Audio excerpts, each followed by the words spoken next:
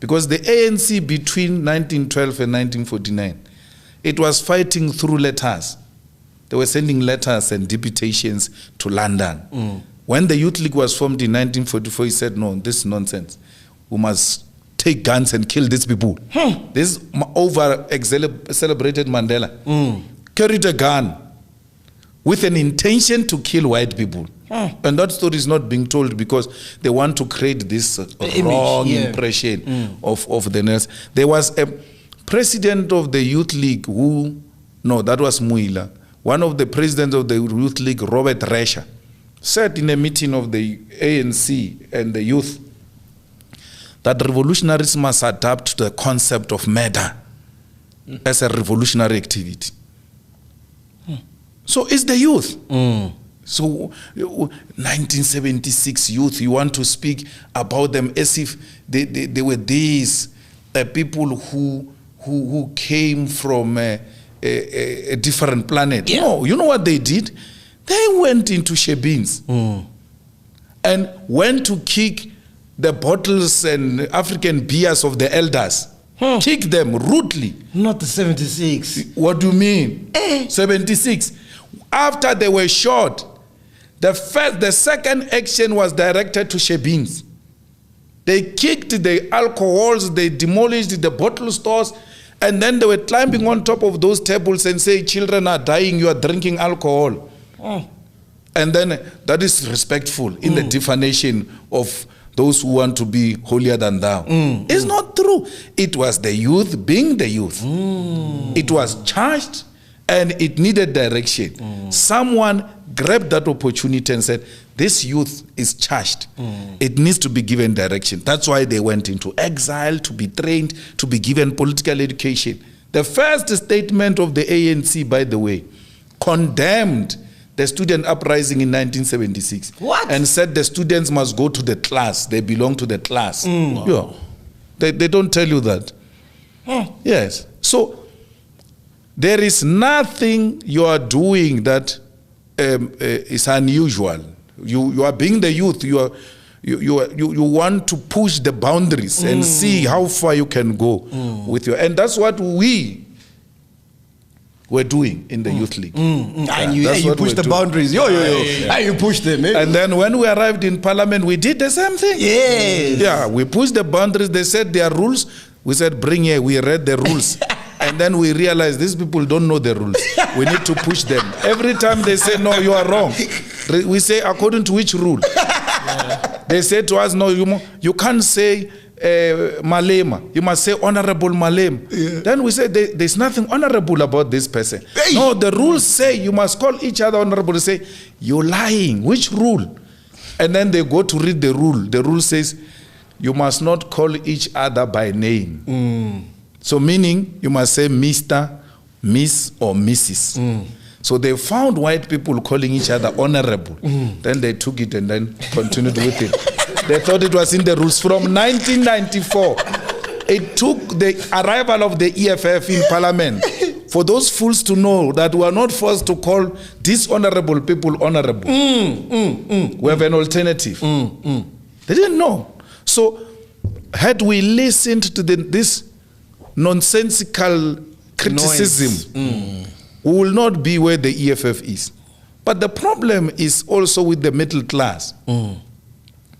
It doesn't know what it wants. It says all types of things. It can turn you into an amoeba. You will be shapeless. What's an amoeba? You are a shapeless animal. Yeah, you get pulled this way, you get pulled this way. Before you know it, we don't know where is the figure, where's... You are shapeless because you are pulled all directions. Yeah. You must take a position and stand by it. Yeah. Only time will tell if you're correct or not. When we started Zuma's thing, everybody said we were crazy. Yeah. Everybody. It was unheard of. And then when the matter came to an end, everybody was crazy. If we were crazy, then they were all crazy. Yeah. There was no one. You see, with Ramaphosa now, we told them, this guy is a greedy businessman. You can't have a businessman as a president. He's going to prioritize money over the interest. Hi. There he's sleeping on top of man. I found out it was $1 billion. I thought it was only 60 million. It's $1 billion. It's a lot of money. They only stole 60 million, but there was $1 billion in there. Yeah. They couldn't even take all of it. That's how much it was. Yeah, and that's how capital works. It thrives on making and making and making more money. So they don't know the limit. Why is that the case? Why do people abuse state funds and just want more money? Like, we get it. No country doesn't have corruption. Yeah. It's all around the world, right? But at least, like, eat, but let the electricity work. Let the roads be fixed. We wouldn't even care. Yeah. There's no corruption in China. You'll die. They'll kill you. There's no corruption in Cuba. Those are socialist states. Yeah. They are not driven by capitalism, market fundamentalism. They are driven by the interest of the people. So in a capitalist society, the interest is, I must make as much money as possible. Even, let's take ESCOM, for instance. There is absolutely nothing wrong with ESCOM. You must make it dysfunctional before you sell it so that everybody buys into the idea of you selling it. Yeah. There was nothing wrong with SAA. There was an airline now recently privately owned. It collapsed, it failed. And then you are privatizing the SAA because you want to create an impression that when they are privately owned, they are successful. What about this privately owned one that has just collapsed? Which is a clear evidence that it's not true that when they are privately owned, they don't collapse. The job of SAA is not to make profit, by the way. Is to transport people. So it's a means of transport. So the state must subsidize it. The least SAA can do is to generate enough money to run it. It must not run at a loss. It must generate enough money, break even to run itself. Not to make profit and say, oh, SAA has made a lot of profit. What profit for what? We don't want to make money out of SAA. It's an intervention of the state in that mode of transport, because if we don't, only white people will fly and the super rich. So we want you to also fly to Cape Town. Otherwise, you'll use train. So the state must subsidize that. And I've got a problem with you, the people of the middle class. When the state pays, you have a problem. Hi, we have been paying. We have been paying. The job of the state is to pay. That is his job. Yeah. There at my house, I pay. I can't one day complain, hey, I'm paying here. I'm paying. No, I pay. I can raise complaints, Urbana, these tinkies. I just bought 6 2 days ago. What happened? But no, they're finished. I must pay. Yeah. If I'm going to be a responsible father, I'm going to say, hey, I'm no longer paying. No more eating of tinkies. Yeah.